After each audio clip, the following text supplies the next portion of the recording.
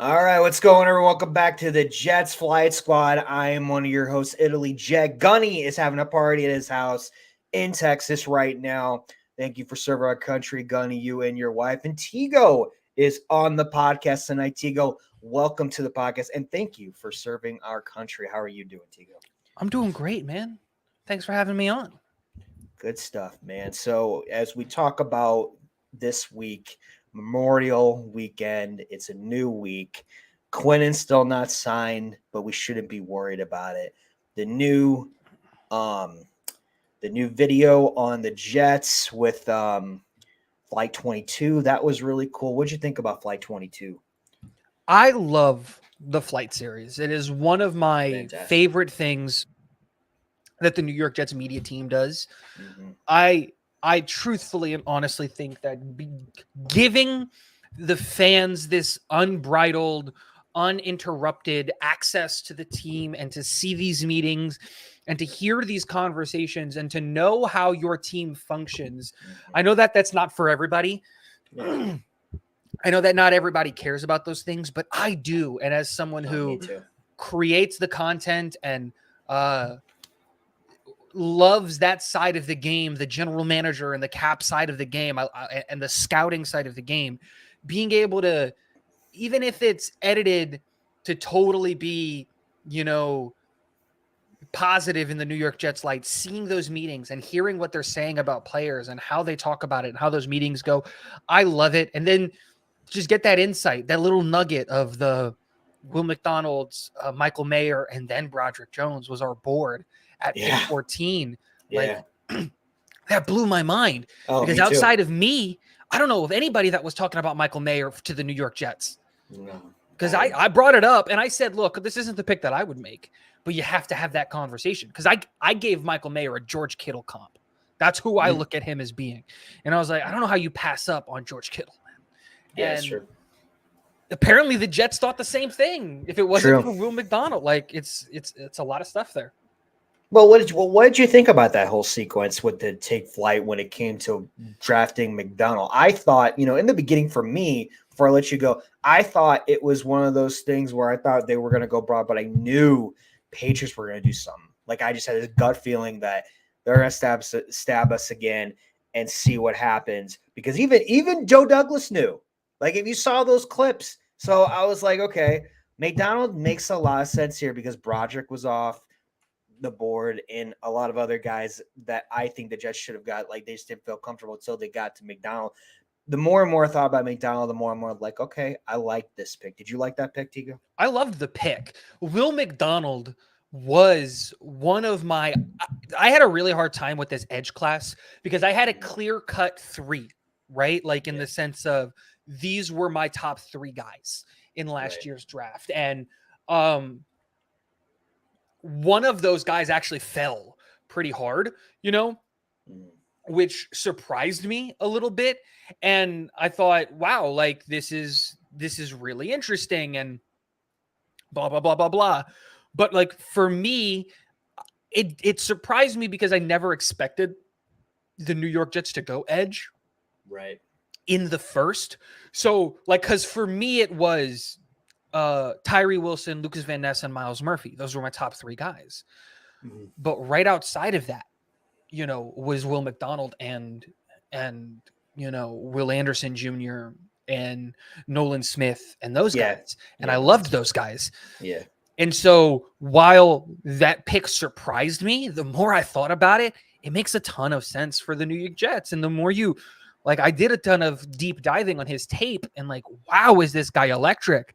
Yeah. And it's more, I think the biggest part of it was I was more surprised that we went edge that high, not that we took that specific player. Like if we would have taken like Felix Anudike-Uzomah at 15, that's a different conversation because I had a late first, early second round grade on him. I had a top 20 grade on, Will McDonald. But it still surprised me because, okay, if we weren't going to go offensive tackle, I thought that the conversation was going to be, do you take the center here? Do you look at maybe a wide receiver here? And I wasn't a fan of these moves And I think ultimately we went with the best one. But for me, the pivot was if the offensive lineman isn't there and you can't trade back and the value's not there, I think you got to look at one of these tight ends. And apparently that's what the New York Jets were looking at. And also for me, I thought we were going to go at that pick, Nolan Smith or that guy from Pitt. What was his name again? Kalijah Cansey? Yeah, I thought we were going to do that. I thought we were going to go like either one of those guys. And McDonald, I thought McDonald was going to go down at the end of the draft. I thought he would have been a good top 15, 20 guy, but I had him lower. I had the Chiefs getting him. So this draft was insanely volatile because I remember I had mock drafts where Nolan Smith went in the top 10. But I also had mock drafts where I had Nolan Smith falling out of the first round. Oh, yeah. Yeah. And it almost happened. It's crazy because some of those top guys did go in the second round. That should have been firsts. And the craziest part to me is that, that almost happened, right? Yeah. Because at pick 9, they went with Jalen Carter, the Eagles did. Yeah. And then it got all the way to pick 31. Yeah. That's when Nolan Smith was taken. And it's one of those things where it's the same thing that ultimately ended up happening with, Kalijah Cansey. Kalijah Cansey wasn't going to be a fit for every team. And I don't think he was a fit for the New York Jets. Yeah. I think that there was concern about a sub 300-pound, 6-foot interior defensive lineman. Now, while I loved the kid, it's the same reason, right? That there were a lot of people that were in love with Jackson Smith and Njigba. And I said, it doesn't fit what the Jets do at wide receiver. He just doesn't fit that mold, especially with what we do. Or Peter Skoronski is another one of those guys. A lot of people were in love with Peter Skoronski. Me too. I was in love with Peter Skoronski. Yeah. I loved him as a prospect and as a player. Yeah. But he didn't fit what the Jets were going to do and their drafting strategy. So it was super interesting with Flight 2023 and seeing all of that information. And no doubt, because Joe Tippmann was the guy I wanted so bad. Even if Skoronski was there, I like Joe Tippmann better, even though I would have understood Skoronski, even though I didn't think it fit at the end of the day. So the fact that we got Joe Tippmann and we got McDonald made so much sense. In everything, even our last pick made sense, and I can't believe he was still there. But I understand why he kept falling. Kuntz, I know why, because of his injuries, and when he made the move, it was better for his career to go to the other school and to make a name for himself. But I know the injury was a concern.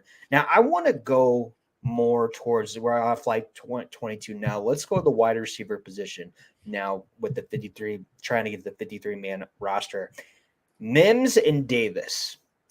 I know there's been reports that Mims doesn't fit. The coaching staff's frustrated with them. I know we're trying maybe to shop Davis a little bit. Who is the guy that you would keep and who would you cut or trade? I think it depends on see, this is a difficult question because in an ideal world, I'd keep both. Right? It's a sucky question. But if you're having to get rid of one, I would get rid of Denzel Mims. Agreed. Hands down. And it has nothing to do with, I think there's more value in Corey Davis in the trade market. I think you can get a third or a fourth for a Corey Davis out there, especially on that contract that he's on, where you're maybe getting a seventh for Denzel Mims, maybe, kind of a thing. But the reality is, that we're in a win now mode. Yeah. And Corey Davis, when healthy, is fantastic. A really good wide receiver. Fantastic. Is a really good wide receiver. I agree. And giving him a reduced role and bumping him down to wide receiver 3 is only going to help him because it's the same thing that happened with Quan. Yeah. Quan saw the field 40% of the time. That's it. And because of that, because he wasn't asked to play 80, 90% of the snaps like he was the previous years in his career, he stayed healthy and he played all year. And he became one of Jets fans' favorite players, even though I kind of think he didn't really deserve it. He didn't really do anything. that to earn that, like, oh my God, we need Quan back. It's kind of like the Braxton Berrios situation. Right. Braxton just happened to be the only guy catching balls for the New York Jets when Zach was in his rookie year. So a lot of fans fell in love with him. And so with all of that being said, if you're going to get rid of one, it would be Denzel Mims. But for me to want to do that, one of these other guys is going to have to really, really, really be impressive. And so I'm looking at, Deontay Spencer, Irvin Charles, Malik Taylor, Jason Brownlee, Xavier Gibson. One of these guys has to show a lot of potential, so much, in fact, that it makes losing out on one of them more costly than, let's say, keeping Denzel Mims, because I believe in Denzel Mims, man. I do. He's got all the talent in the world, but at this point, something's up with him. For him to continue, it's a different coaching staff, and you're hearing the same complaints. Right, exactly. It's the same things. I was on his side because Mike LaFleur was incompetent. I was on his side. Right. But for Nathaniel Hackett to bring in his coaching staff, for us to have a brand new wide receivers coach, and the stories that are coming out are the same things that we heard with Mike LaFleur and those wide receiver coaches and all that stuff. At some point in time, the player's got to take the responsibility for the failures of his career. And at this point in time, it's starting to look like Denzel Mims is the reason Denzel Mims isn't working in the NFL, and it's not the New York Jets. And I 100% agree with you. If you want to get rid of people that are bringing you just more and more frustration, get rid of those guys. I think wide receivers were one of our most injury players last year. And not only that, the running back story, but the number one was offensive line. But I think now that Corey Davis is here, he's healthy again. I think it would be a mistake getting rid of Corey Davis and move on from Mims and have another young guy just come into play, because you never know with the injuries at the wide receiver position. Does the contract suck? Yes, it does suck.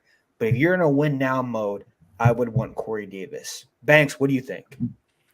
Yeah, I'm still just catching up. Y'all heard the kids and all that. So It's all good, man. Wifey's here, finally in a good spot. But from what I caught up on in terms of Corey Davis and Denzel Mims, with Corey Davis, to be honest, when you take a look at the numbers and stuff, we have him for a fairly friendly contract. If you want to consider him producing as like a number 2, even a number 3, the way some of these slot wide receivers are getting paid at this point. So $10.5 million. And at any point, we can still cut him and save that if we determine somebody else truly does step up, or maybe a trade opportunity presents itself that you can't turn down. You get a day 2 pick, something that justifies it for the most part. So I'm comfortable with it. If he sticks, he's in a better role regardless. If he's number 2, which, I broke down the depth chart a week ago, they actually have him as the 3rd wide receiver right now, or second string anyways. If he's truly replaced by Alan Lazard and he's technically the 3 or 4, he's in a much better position than he's been at any point in his career.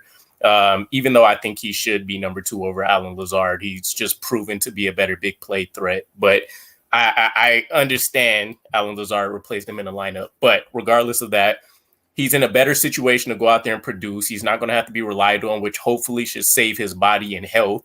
And it puts him in a position to potentially, maybe not from a number standpoint, but or statistically, I should say, but have the best football of his career this season. You have Aaron Rodgers. You don't have to go out there and face number 1 cornerbacks. You actually have players that can take attention away from you, not only in the run game, but also in the passing game with who we brought in. With Denzel Mims, I'm very much so in line with what Teagle was mentioning. I am fairly concerned that a lot of what we're hearing about is that he's still struggling to grasp the playbook, that he's fallen out of favor with the coaching staff. And the big piece to me is I look directly at our new wide receiver coach, Zach Azzani. He's been able to do it. He's not just a guy who's excelled having, number 1 round wide receivers. He's done it with Tim Patrick. We've seen him promote the Jerry Judys and the Cortland Sutlands of the world, guys that have a lot of physical ability, but still had a lot of room for growth. And then Tim Patrick, I look at as kind of the gem there, UDFA talent. He also had KJ Hamler, who was a guy that should have had high upside, but he didn't get the most out of him, but he was still a productive wide receiver. So I look at it as if Zach Azani isn't signing off on him at this point in time. Denzel Mims is not taking the steps necessary to prove he wants to be in the NFL. And it's not just from a mental standpoint. If you struggle to get the playbook, that is what it is. But I'm very sure, because I've only seen one report and then what a bunch of people have told me, I'm very sure there's still a huge skill component that's missing there with Denzel Mims, because we're not asking the world of him. You're going to be a number 5, a number 6 wide receiver at best in this rotation this year. So the what we're going to be asking out of you is so minimal. I'm very sure most of the time he's probably going to be in there on a run blocking play anyways, if he ever did see the field. So the fact that the coaching staff isn't comfortable with a guy that's hanging around at the bottom of the roster, reboot the position, get what you can out of him on the trade market if something develops. It sucks that we took in him in the second round, and we might not even get a pick if we can't find a trade partner outright release him. But we're at that point in time, not only because Aaron Rodgers is here per se, but just in general with the talent we've assembled. We're at that kind of junction in our rebuilding where these are the kind of guys that can continue to set you back as you move forward. And it just sends a bad message to the team. Robert Saleh has done a very great job of promoting not only the competition, but the fact that this is going to be a performance merit-based team. And if you cling on to a guy like Denzel Mims at this point, you're kind of going to fall into that Elijah Moore situation. I got guys playing ahead of me that shouldn't be, and bad play calling and all this, I don't need any more unnecessary drama just because we like that we have a guy that's Julio Jones-esque in the athletic department, but can't prove it out on the field. And how many of those guys come into the league, like given those big boy comps and don't live up to it and all of that stuff? There's a certain aspect and there's a certain point that you get to in a player's career where it's just like, dude, like you got to put up or shut up. You've had 3 years in the NFL to learn this playbook. 3 years. The playbook has not changed. Okay, 2 years, let's say, because from year one, from what Gase was doing to what LaFleur was doing, that's a different. No, it's 3 years. It's 3 years. Yeah. It's a complete change, right? But year one, yeah, the food poisoning. I'll give you that excuse. Losing 20 pounds, it's a big deal. I get it. And the playbook's not easy when you look into a West Coast offense, right? Got it. Year 2 comes around, you still don't got the playbook. Year 3 comes around, the playbook stays the same. Maybe some wording changes. You still don't have the playbook? We're still talking about the playbook at this point? Dude, like, there's a reason that you move on from those types of guys because just mentally it's not there. Why am I more willing to sit here and look at a McCole Hardman, right? Who, if we look at McCole Hardman, he's not as athletically gifted as Denzel Mims. He's faster than Denzel Mims, but he's not as athletically gifted as Denzel Mims. But why is everybody more willing to look at McCole Hardman and be like, you know what? Another guy I think he was a second-round pick, right? Yeah. Yeah. Another second-round pick. Why are we more willing to look at him? Well, one, because he came in here. There's not a single complaint about him when it comes to up here mentally and working hard into doing those things within the game. Every problem that we have about his game is all literally a part of the game. It's teachable things. You can teach a guy to route run better. That's a thing you can teach. Can't teach a guy a playbook better. Here's the playbook. Like, you just got to learn it. And, yeah. Yeah, it's tough because I think about those situations you hear about around the league where even guys that may struggle to get the playbook, and this is generally in like a year 1, year 2 situation. So it's not, apples and apples, but coaching staffs will generally say, okay, let's say in the worst case, you only have 20% of the playbook down. At least I know I have, let's say 12 to 18 plays right here that I can run that'll perfectly fit what your skill set does or what we can expect from you. They're comfortable rolling that situation out. So to see that, again, Denzel Mims is essentially walking himself out the door here, it's not a good sign because I feel like right now, if you trot him out on the field in a preseason game, you see those same similarities from last year where he's running wrong routes. He can't do much more than block a guy. And then if he gets a ball early, go out there and drag a couple people along. And then we'll get the rest of our fan base saying, get this man the ball again for 17 games a season. Like, nah, I think we understand Denzel Mims topped out as a rookie, and I think I talked about this with Gunny last week, but that's kind of my thoughts for where I'm at on Denzel Mims. I think we've seen the best of him his rookie season. Everything else mentally for him started declining. His understanding of the playbook, his confidence, I think everything's shot at this point in time. So maybe you put him around an offensive coaching staff, and I had thoughts on like the Chiefs trade that I keep hearing pop up. You get him around like an Andy Reid and a Patrick Mahomes, maybe anything's possible. But for what we're doing and, you know, how our staff is focused with their skill set and specialties, he's done. I can't see a world. And I'm a huge Denzel Mims guy just because I like the profile and everything that he could do from a Madden perspective. But, you know, real world, real situations, he's not getting the job done. In Madden, they all know the playbook. Facts. That's it, right? Yeah, it's encrypted in their brain anyway. His awareness got to be like a 42. It's got to be something abysmal. It's crazy. He reminds me of those guys, and it's like an old Madden kind of glitch. But when you have, you get ready to throw them the ball, and they don't even attempt to catch it, it like hits them in the helmet. And it just dude. Or they just keep running, just hits them in the back of the head. It's just like, what are you doing, dude? You put your hands up.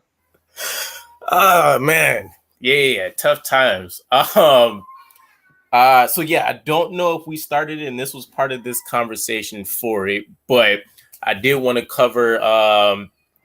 Eventually, when we pared down to our 53-man roster, there was a lot of surprises for us last year. Maybe not for everybody, but for people that aren't like, you know, tapped in 24/7. Like the Jason Pinnock thing, I think caught most people by surprise.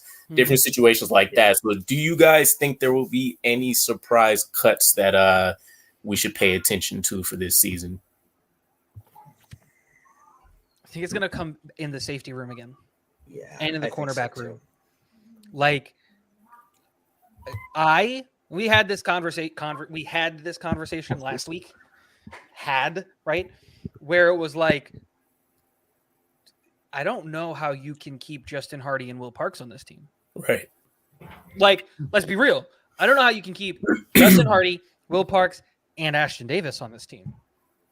And those are all guys that have been staples for this team for the last couple of years. You know, like I know that I was a person that was pounding the table to cut Justin Hardy last year because I believed in our depth and I wanted to keep Pinnock and I wanted to keep Tony Adams. And in the end, I was proven wrong a little bit in the sense of like Justin Hardy went to the Pro Bowl. Have a good one, Dark. Appreciate you. But when you've got when you bring in a guy like Chuck Clark, when you bring in a guy like, you know, Trey Dean, when you have a draft pick in JBC, and when you're bringing a guy back in, you know, Javelin Guidry, there's a lot of names that are being injected into this, you know, locker room and onto this team that I don't know about you guys, but I want to carry 4 running backs and I also want to carry 4 tight ends. Yeah. So somebody's got to suffer. Like, because I don't want to lose Michael Carter or Bam Knight, which are the 2 names that would be on the block. You know, if we only carry 3 running backs, I don't want to lose Zach Kuntz in that build. Yeah. Especially with how good we know how good Jeremy Ruckert is looking now.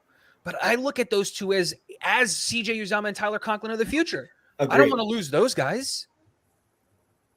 I still want to figure out how to fit Nick Bodden on this team because having a fullback is something that's coming back and is a big deal for Nathaniel Hackett's offense.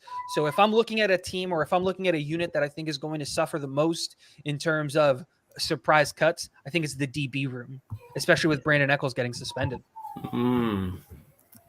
Yeah, not only that, it's kind of like a Coon situation with Hackett when he had him in the Green Bay. That's why I think Nick is going to be one of the pivotal points. But I think I agree with Tigo. It's a safety position and it's a cornerback position. I think Trey Dean makes this team. I don't think he's going to be on the practice squad. If he does, someone's going to pick him up off waivers or practice squad. Kuntz, same thing. Kuntz and Rucker are the future. And Conklin Uzama is the for now. Now, if we make a trade that involves the tight ends, which I don't see that happening, I could see one of those tight ends leaving. Michael Carter. If something happens with Michael Carter, I could see him being traded. But I don't want that to happen. But if they're trying to free up some cap, or if they think someone else is better coming in training camp, I don't know. The ones that I keep looking into right now is Chuck Clark and Whitehead. Like, I keep getting confused because they're the same position, right? Can you move Chuck Clark over? Right? No, you would move Whitehead over. Whitehead? Okay, Yeah. so if you move Whitehead over, your backups, you got the guy from LSU, Trey Dean, Ashton, Parks, Hardy is a corner, but I want Bernard on this team from LSU. I want Trey Dean on this team. Tony Adams said it last year. He's going to come and take a job, right? He's going to come take someone's job. Do you keep Tony Adams? I would too. It's a deep safety room, linebacker room. You got to keep Sherwood, but I think Nazardine is gone.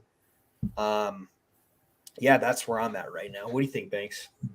Yeah, so I had a few different names from all over the place, just kind of spitballing how I think they might attack the roster. So quarterback Chris Reveler, think he could be gone for sure. Pretty much, I don't know if we still have Jack Cohn hanging around, the minicamp tryout. But if not, Tim Boyle and him are essentially the same thing. Better physical tools. We won't have to worry about him, noodle arming and an open touchdown pass. And I think that's what the coaching staff will definitely look at, especially with this new emergency quarterback rule. Tim Boyle knows the system. He can come in. He has the, powerful arm. He can essentially operate maybe to a better degree than what Chris Reveler will do. Corey Davis, we kind of chopped that up already. I think that'll ultimately just be if there's a better position or trade better position. If there's a better player that falls into our lap somehow, or a situation where we can trade him and save that cap money without feeling there's a steep drop off. Zach Kuntz, the rookie, I have out there, and this is dependent on the numbers game at a lot of positions. Do we carry 7 versus 8 offensive linemen? Do we want to keep that 4th running back? What are we going to do in the D-line room? I think we carried 11 last year. We're going to try to do the same thing. So that, and specifically, I know a lot of us, he's kind of the Denzel Mims of the tight end room. A lot of us are falling in love with his athletic traits and talents. But when you take a look at the hard numbers and stuff, he's not a great catching traffic tight end. He hasn't generally caught the ball overwhelmingly good, even if it's not in traffic. And so my concern would be if he doesn't develop maybe quick enough in camp, we could risk potentially losing him and then seeing if maybe we can get him onto the practice squad. But I'm pretty sure he gets scooped up by somebody. So who is that? Who specifically? Which tight end? Zach Kuntz. Oh, okay. Yeah. So I think that'll be a numbers game more likely. If he can develop a little bit quickly, then I'm sure the coaching staff will be glad to keep him. But seeing that EJ Jenkins is out there who you can split out wide and he's going to be more effective right out the gate, all those different kind of situations, it kind of puts him at a disadvantage. Offensive line wise, I'm taking a look at potentially, especially if Tippmann can win the center position. I think we try to see if we can get rid of Wes Schweitzer or Tristan Colon. We move Connor McGoner to a guard spot. One of those guys will probably be out of a job. Hamza Nasruddin, I think that's pretty self-explanatory. He hasn't really progressed or done anything for us. Core special team guy. Justin Hardy. I actually have Bryce Hall out there. Yep. If this kind of depends on what's going to happen with Jarek, the LSU rookie. They want to try him out as safety, cool. If they want to use him essentially as the Bryce Hall replacement, 4th or 5th option in a rotation, I think that works. We're also going to save something like $2 million in cap space with him. And then I'm actually looking at Nick Bawden, and I think this plays into the tight end conversation. If Jeremy Ruckert is progressing, great. I don't know if he can do anything to take many snaps away from CJ and Tyler. So the move with how you get him on the field is to put him in that hybrid role they tried to use before, where he's essentially being Nick Bawden. He'll come in, he can play fullback, he'll get into some of those jet sweep situations, and then you can use him as your 3rd tight end in some of those packages that I'm sure we'll be playing out of a little bit more often. So I would like a true classic fullback. But if you want to try to keep the best talent around possible for you and experiment a little bit more and use some of these skill sets, I think that's the way you do it. If you had to pick one name, right? Like who's the biggest fan favorite, biggest player that you're going to say, this is the guy I don't want gone, but I think ultimately gets the axe? Jordan Whitehead. Okay. Italy?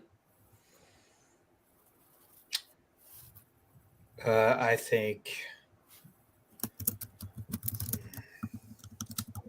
I would say immediate. Yeah. It's tough because he said fan favorite, and I was like, it's not. I'm not saying that it's a fan favorite, right? Because everyone wants Jordan Whitehead's head, but he would be a surprise cut, right? I think so.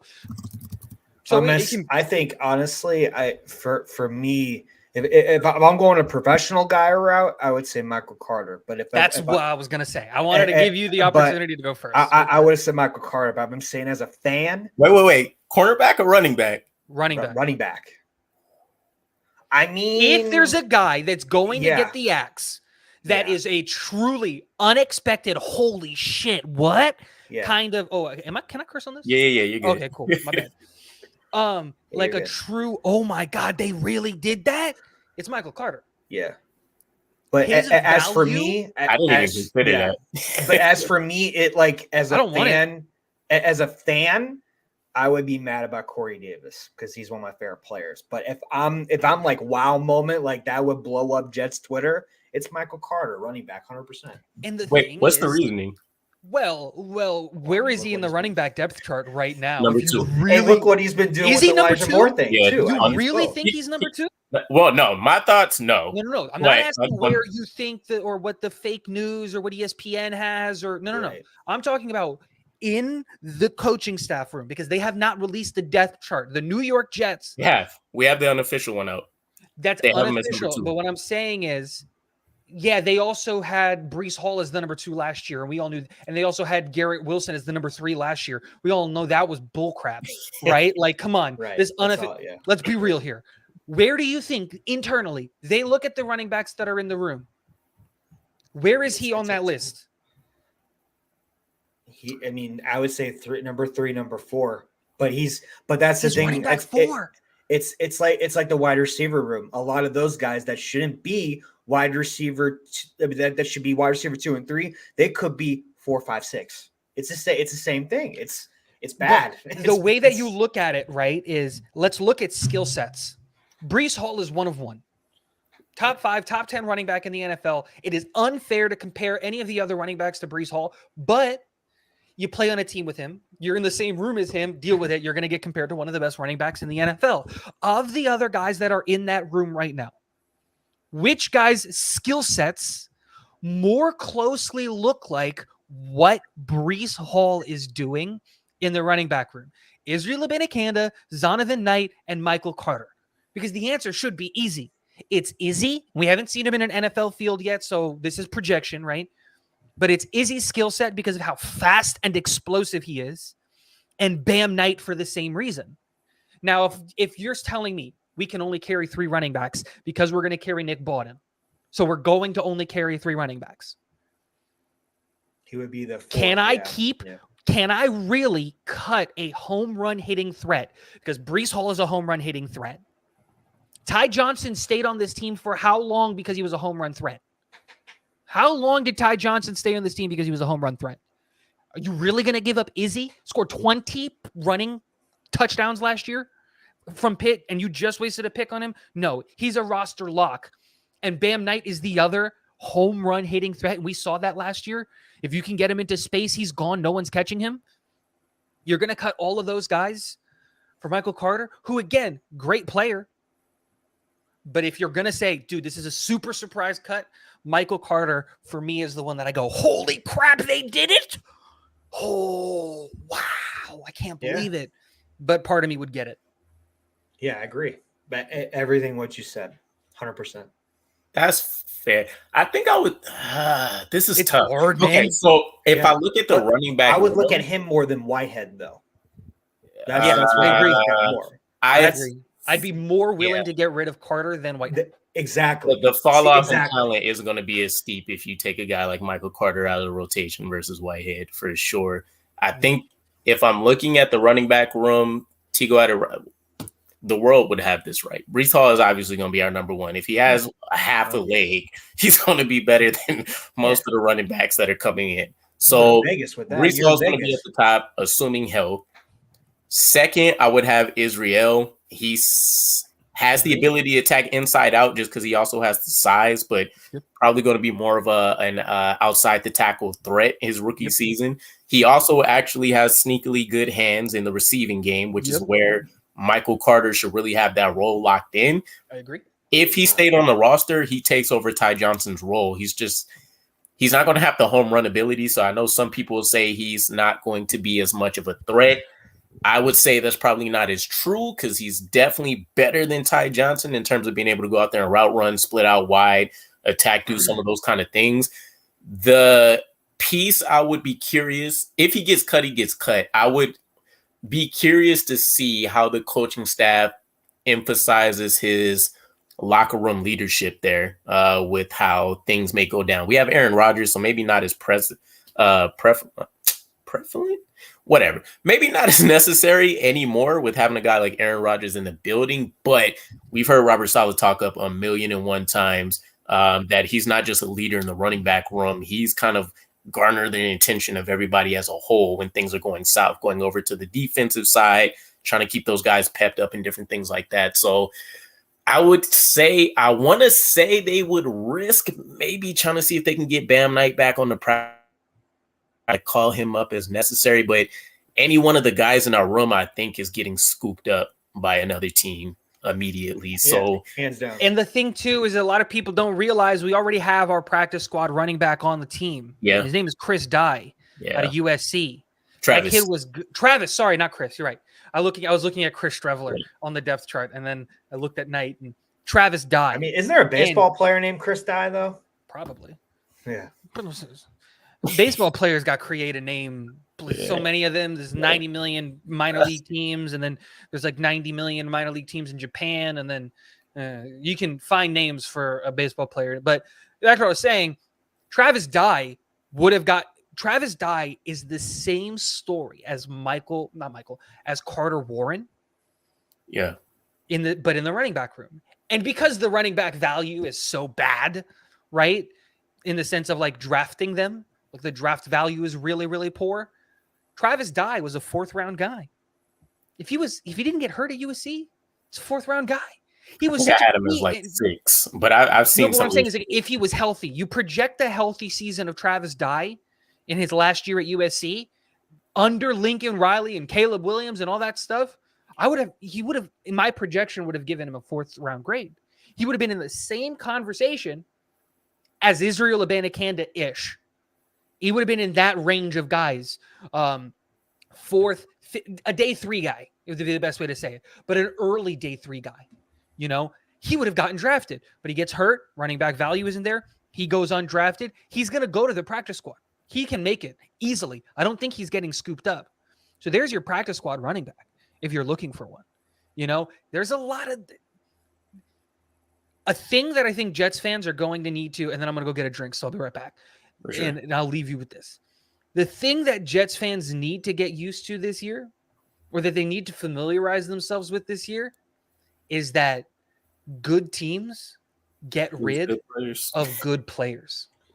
I was just going to say that shit next to. Dude, you have 53 jobs. That's it. And best 53 make it. And good players want to go to good teams, which means good teams load up on good talent. And when it comes down, you can't keep 90 good players. Some of them are going to get cut. And I'll leave you with that. I'm going to go get some Arizona. I'll be right back. I mean, and also what Saleh has said the last 2 years, and what many coaches have said their whole entire careers, when they play for a good team, you're going to cut good football players. We are at that stage now. We haven't had that in 12 years. We haven't had that in 12 years that we can actually do this and say this, that we are going to cut good football players, and players are going to want to come to the New York Jets. When's the last time we could say that? No, I can't. I mean, maybe the Hard Knocks days, but nah, because even then, a lot of people quote Rex Ryan's days, but he brought in a lot of talent via free agency. They didn't necessarily hit in the draft. They didn't really hit sucked in the draft. Anywhere else. So, and a lot of those were program guys. It's not like he hit on guys from across the NFL. He brought in guys from Baltimore. He brought his dudes. Yeah. So just like he said, with the advice he gave to Robert Saleh, bring in your program guys in the first year or two, and then you can start slowly phasing people out. But yeah, we haven't had the luxury of having good draft picks, losing out on talent that other teams are going to want to pick up in like 20, 30 years. It's been since like Chad Pennington. Yep. There's a reason last year we were the number one team of players stolen off of releases. Poached the hell out of us. I'm still pissed about Jonathan Marshall getting scooped by the Steelers. Dude, I yell at, I have a group chat with a bunch of my buddies, and like 4 of them are Steelers fans, and I yell at them about once a month about it. It's like, put the dude on the practice squad. You don't need him. Give him back. So pissed when I seen it because I was like, he was going to be our guy. I knew it. I was like, I had him as a Sheldon Rankins replacement. Yeah, we weren't going to really attack the interior like that unless somebody fell into our lap. I just knew he was going to get a year or two, and then he was going to go nuts. Yeah. I was just glad we got Smart back, but Marshall was one of my guys that I really wanted back. That was good. And I mean, Cager, I understood why we got the Cager one. He's doing okay with the Giants, but I like the guys we got. I mean, obviously, we like the guys who we got for him. Lawrence Cager was fun for me, even though his brief was stint, because it exactly finally make an experiment kind of work to a certain degree. But the most disappointment, I hated every second of the Lawrence Cager experiment. No, I hated every Pinnock second was of the it. most, though. Pinnock was the most, like, that hurt the most. And the fact that he went to the Giants, that hurt a little bit. Actually, I was happy he went to the Giants. Keeping him in New York and sending him to an NFC team, especially, here's the big thing. It's because I really like Brian Dable. Well, yeah, I love him too. I love Dable. And seeing him go to a head coach, or at the time what I was assuming was a really good head coach, made me happy. Yeah. Like I said, if Marshall becomes available, though, pick him up ASAP. Yeah, immediately. ASAP. Immediately. And then you just cut Tanzel Smart or Deslin Alexander, or whichever one of those guys make it. I would take Marshall over those two guys. I like Smart, but I would take Marshall over that. So what do you guys think about a surprise cut in the defensive line room? Solly Thomas. Yeah, I was going to either that. He's the guy that would get the surprise cut. And if you're looking about surprise trade, it'd be Bryce Huff. Not only that, I really do think, and I might get some hate for this, but I think Lawson trade. I think know, with the restructure, it doesn't make sense for anybody right now. I know, and I do know that, but Huff and Lawson and Solomon Thomas definitely is a cut. Yeah, I think people look at we generally as Jets fans are more aware of things than most other fan bases because how inept we've been. Yeah, we've been smarter than our front offices for years. This is the first time where we're not, and it's a breath of fresh air. It is beautiful because it makes me do so much more research on a lot of things. But yeah, I think a lot of people, defaulted to hearing Solomon Thomas, he's back, and then pay raise all in the same sentence. And they're like, he's unable to be cut. I think we lose less than $2 million if we end up dropping him or something. There's still interesting moves we can make. Thomas, Tigo's talking about Thomas. Okay. Yeah. So there's a lot of interesting moves we can still make because I know the first thing a lot of people are going to come back to this year is the defensive line rotation. How are all of these people going to get all of their snaps? We're paying Bryce Huff $4.3 million. He's going to see the field, 20% of the time again. But we've kind of internally worked this out, and it really just depends on if the Jets commit to it. So Quentin Williams, obviously on the inside, you're looking at Quentin Jefferson / Al Woods right now, but you can easily toss in Michael Clemens, who's played on the interior, not just on the actual defensive line, but in a special team setting as well. And and we've seen him have success in both roles. He's not as great on the interior, but you're talking about a year one player that you still needed to work out some kinks. So moving Michael Clemens on the interior, obviously I feel like a lot of us, it'd be the smart thing to do. We're still clamoring to get JFM paired up next to Q. Still don't know why that isn't the main move to make. I can explain it later. Like once you're done, I can tell you why it's a horrible idea. No. I'm pretty sure I know where you come from. I do want to hear it, but again, I can tell you it's a bad idea, like a really bad one. Shoot. I gotta hear it now. Go. No. Finish your statement. I'll go. I got it. It'll take a while. That's pretty much the basis, right? On the interior, we have some options between JFM, Michael Clemens to open up your primary edge rushers, being a guy like Will McDonald, Bryce Huff, Carl Lawson. So I'm not necessarily as concerned if we have one. And technically, I think you can generally the Al Woods contract was only like $2 or $3 million, wasn't it? I can tell you right now. Control F. Al Woods. Al Woods is a $216 million contract. If we cut him, we can save 1.16. Yeah, so I'm still not. He was kind of the oddball signing in free agency. Yep. I understand why, as the guy who makes sense as the run defender, but he's such an outlier in terms of how we built that defensive line, like the physical archetypes. I'm still confused on how we're going to plan on making that work, because we're going to have three other guys that's just looking to penetrate and attack. And then you're going to hope that Al Woods eats up a double team, or he's just going to be out there kind of sitting like a duck. So I'm still not sold on him. I think somebody could end up ultimately replacing him too, but yeah, we'll see.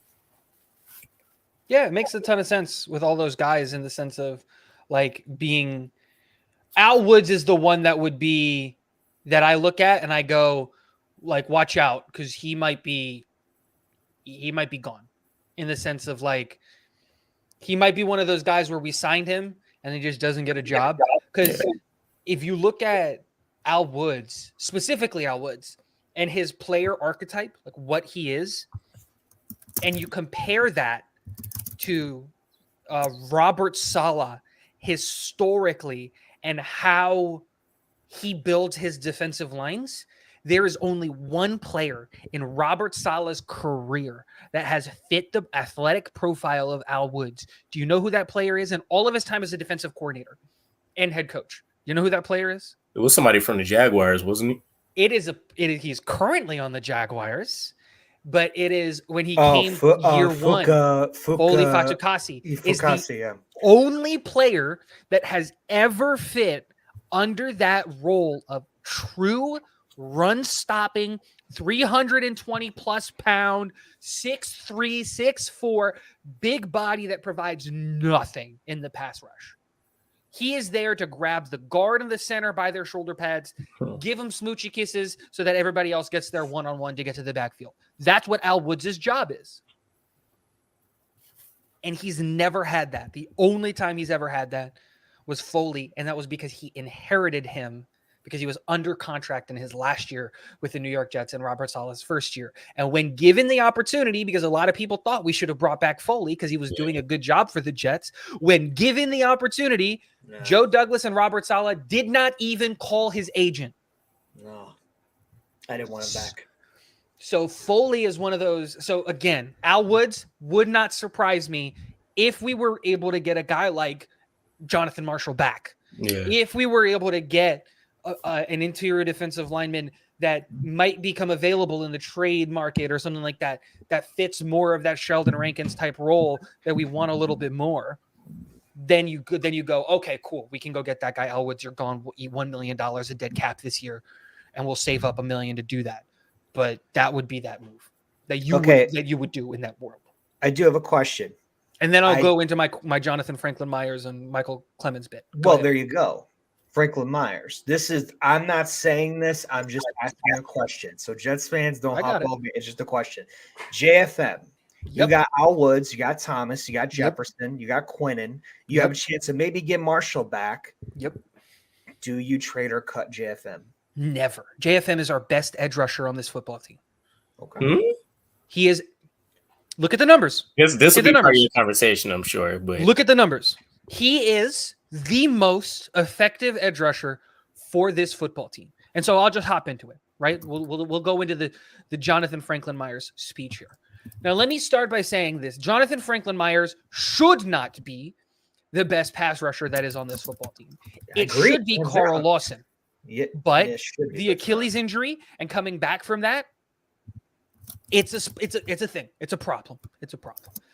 But if you look at the numbers, if you look at what we saw from Jonathan Franklin Myers and the effectiveness that he provides for this football team, he is and was our best edge rusher for the last 2, maybe 3 years.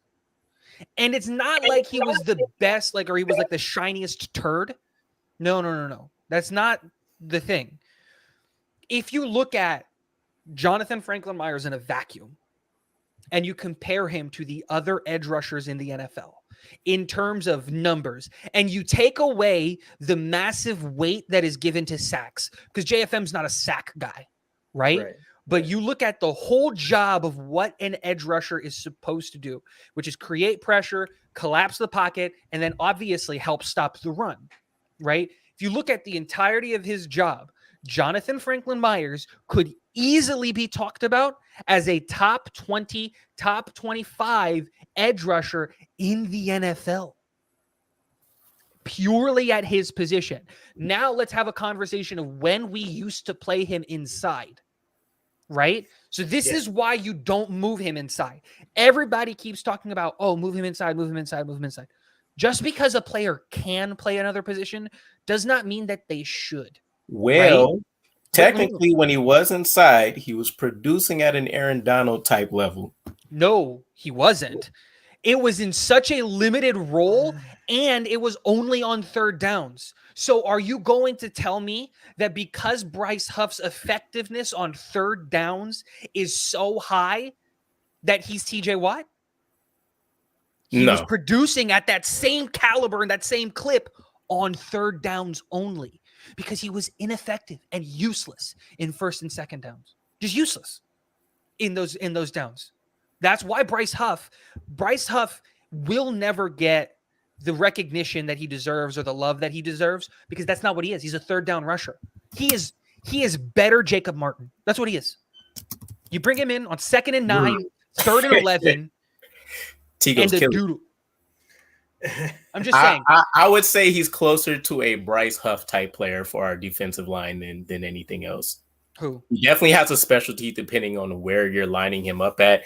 I would still argue he's more of maybe it's kind of like an inverse situation when you put him out on the edge, because I'm familiar with what you're talking about. From an efficiency standpoint, he is one of the best edge rushers in the NFL for all of the things an edge rusher is asked to do. Vice versa, though, I will argue when you put him on the inside, yes, he's elite tier productive in third downs. In the first and second, though, when you want to talk about, even though we don't necessarily ask for it, the ability to go out there and attack the pass and stop the run, he's still way above average in that category as well. So, but I think not from the interior. When you put him in the interior and you look at his effectiveness from the interior as a interior defensive lineman, he is incredibly effective in the pass. He maintains the same pass effective numbers, pass rush effectivity numbers. But if you look at him in the run game, his effectiveness falls off the face of the planet. He's so effective in the run game on the edge that his value outside is way higher than what you would get from bumping him inside. And that's the argument. If you can, it's the same argument, right, that people have about Elijah Vera Tucker.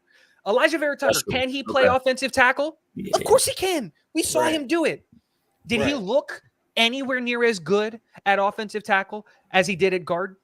No, he didn't. No, he did not at all. Yeah. He is all-world, top 5 guard in the NFL when fully healthy, playing on the inside, Elijah Vera Tucker.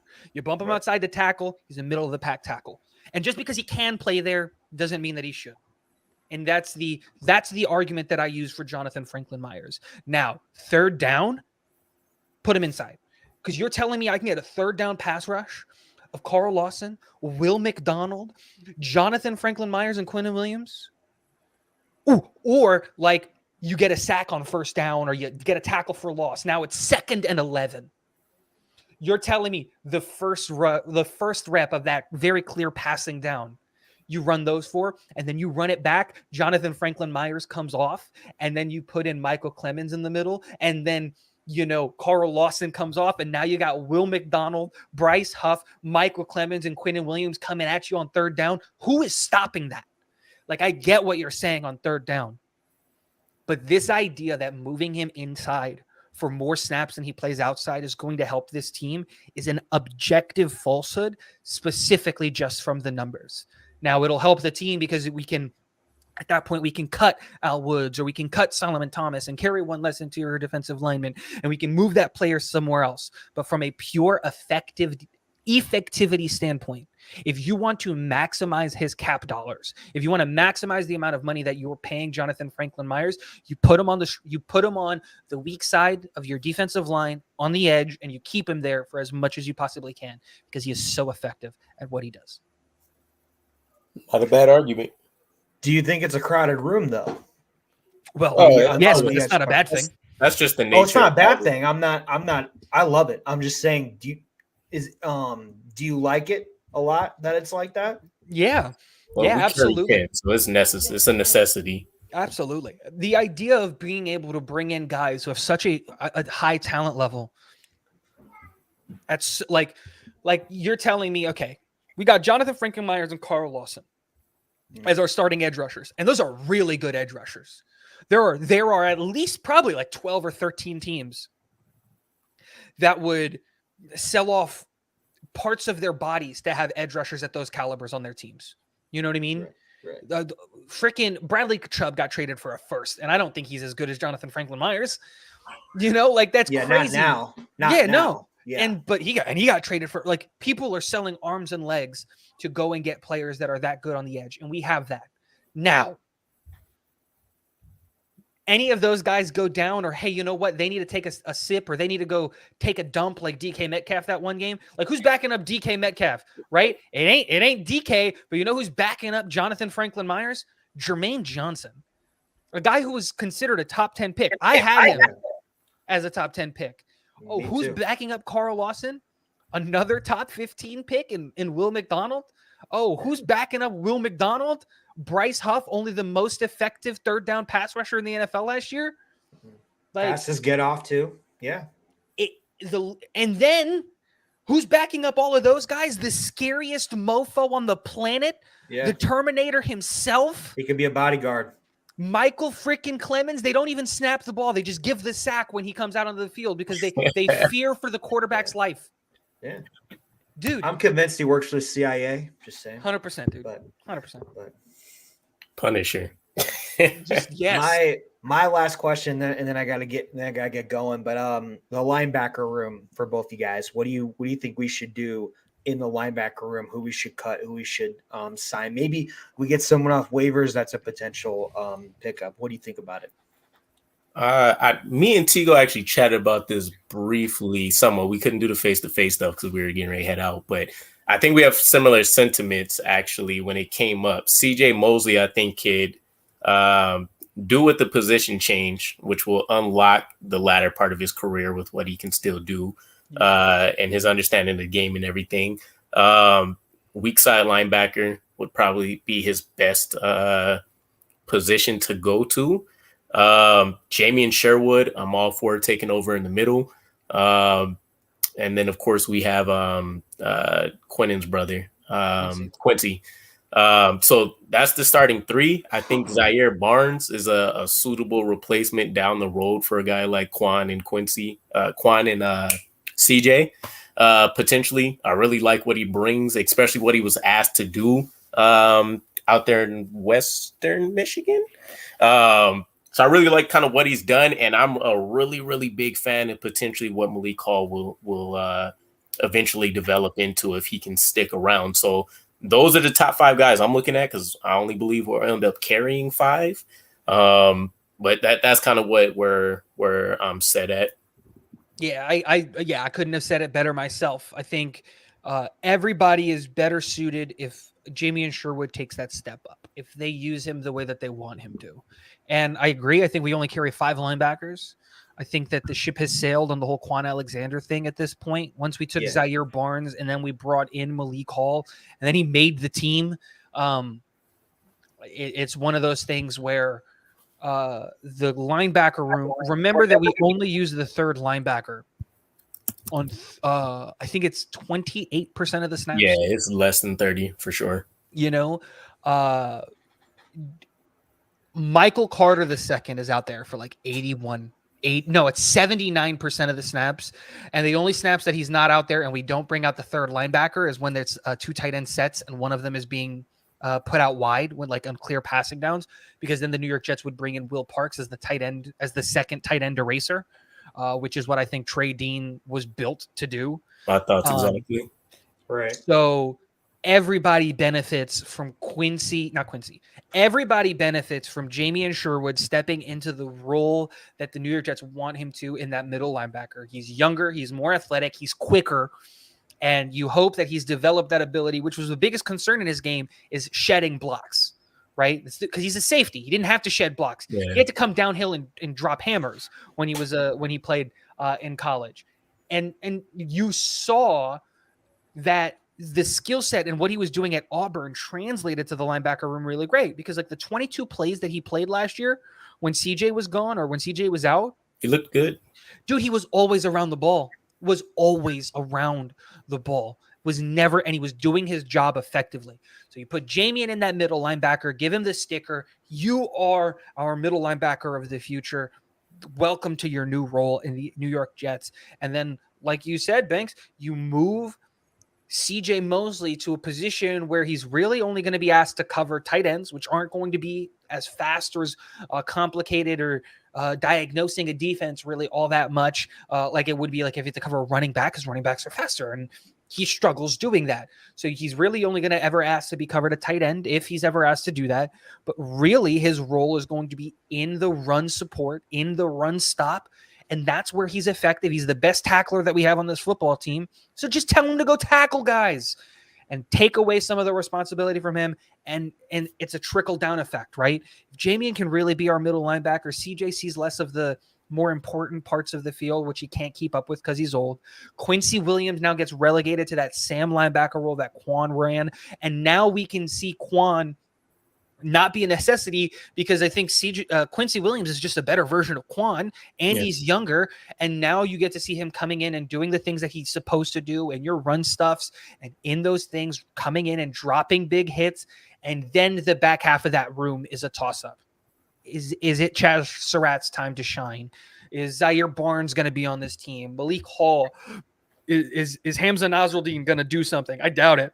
Yeah. You literally go to those 5-ish guys, because we do have that other guy whose name was like 2 C's. I forget his name. Chairless. There it is. You go to those 5 guys, say there's 2 jobs, go win it. And then you run it, and then you say, and you sit here and you cross your fingers and hope to and pray that Michael Carter never gets hurt. And there you go. Good. This is the worst situation to have a bunch of guys that fit exactly what you want your linebackers to do in the back half of your room, to sit there and develop and watch some potentially premier guys. Quincy Williams could look like one of the best linebackers in the league this year if he can continue to mitigate some of those redundant mistakes that he was making, late hits, different things like that, which he actually showed he cleaned up in the back half of the last 7-8 games. His pursuit, that's it. His angle of attack. If he fixes his angle of attack, watch out. Dude will be deadly. I'm happy for it. I love the heat-seeking missile mentality and how he's cracking people from the side, and it just looks like they get hit by a truck. Oh, yeah. That, and if we can find a way for them to increase, I don't even need interceptions, but a lot more of those hits should be able to lead to fumbles. And there are some situations where the ball carriers weren't as secure with the ball and we just didn't really attack it. So I think those will start skewing a little bit more in our favor this season. And then for sure, Trey Dean wasn't a guy I was high on until I did my scouting breakdown of him. And he could really be that running back, tight end eraser that really nullifies a lot of those screens that we've seen destroy us for the better part of the last 3 to 5 seasons. So he has mastered I'm going to wrap up and get my fist on the ball. Like, because there are some players that like try to throw the big hit. Jordan Whitehead is a perfect example of this. He tries to throw that big hit to try to disrupt or displace the ball, and it just doesn't. It doesn't land all the time, and it doesn't work. He's just not big enough or strong enough or long enough to do something like that. Trey Dean is all of those things. You know what it reminds me he does? He kind of attacks the ball like Champ Bailey used to do. Remember that Superman punch he used to like haul off? Dude. Yeah. But what did Champ do? Is that other arm, right? That other arm's coming up over the top and grabbing that other shoulder, right? Like he's not getting away. It doesn't, and that's what Trey Dean does. Trey Dean comes in, it's just and I still got you. You ain't going nowhere. And now the ball's gone, and I've got you. Somebody else is gonna go get that, but we're gonna keep going this way. Me and you, we're gonna go to the sideline, right? And I'm gonna put you on the bench, whether it's my bench or your bench is depending on which way you ran. But we're going to the bench together. The ball's out. There's nothing you can do about it. I love the idea of Trey Dean on this football team. Oh, that's what I want more than I would say. If I pick between Tony Davis and him, I would pick Dino all day. It's a fun time. Fair enough. Yeah, I think my preference would be Whitehead, Clark, Trey Dean, and Tony Adams. I think would probably be the best safety room we get out of the combination of guys we have. Say it one more time for the people in the back. Facts. So we'll see. Either way, I'm very excited. It's fun talking about the surprise roster cuts and everything, but overall, just thinking about what the final team build is going to end up looking like. And I think the coaching staff is also in a place to kind of start accelerating development, especially on the defensive side. One of the most underrated moves that we ended up getting was being able to keep Marquand Manuel, our DB coach, on the back end. Taking some jobs. That's going to pay dividends. Marquand Manuel, he's our defensive backs coach, specifically more so the safeties. But I thought he was going to San Francisco for sure. Yeah. When that job came available, I was like, crap. He's going to go to San Francisco or he's going to go to Miami, and I'm going to hate everything about life. And we kept him, and I was like, huge move. Yeah. huge move. Can't wait to see how that pans out. Probably only keep him for this season because I don't know why he didn't get the job. I know he had like 5 interviews. He wanted to stay.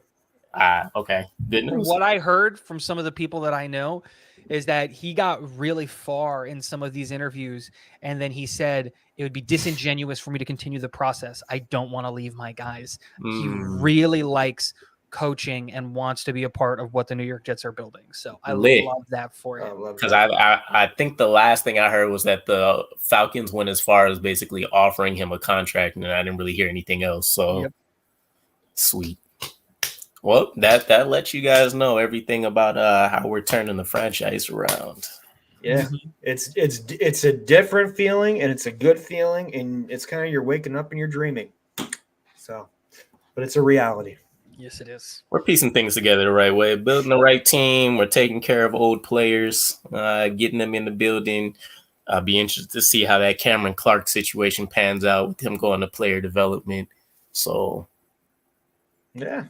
Why not? Why not? You're wrong. Alrighty, my baby just woke up, so I gotta hop out of here. Guys, thank you so much for having me on. I appreciate it. If you ever need or have or want me on at any point in time, I am always home. I am a stay-at-home dad. I love talking football. So you guys let me know. I'll always be in the chat. Thank you so much for having me on, especially on Memorial Day. No doubt. Anytime. It's definitely dope talking, especially with people that know more background statistically and everything with stuff. So, and appreciate you, Diego. Yeah, man. All right, let me hop out of here, guys. Thank you so much for having me. I'll be in the chat if you guys do keep going on. Have a good one. No doubt. Peace. Gino, we're good to wrap? Yeah, we're good to wrap. All right, my man. We'll catch up again. I got to hear some of them Panama stories for sure. But oh, dude, it's insane. Got a lot of them. All right. Well, we appreciate you guys. Jets Flight Squad, we should be in full effect next week. Having everybody on board. Maybe we'll have T go back around. We shall see. But appreciate you guys coming through. We'll catch you again. Peace.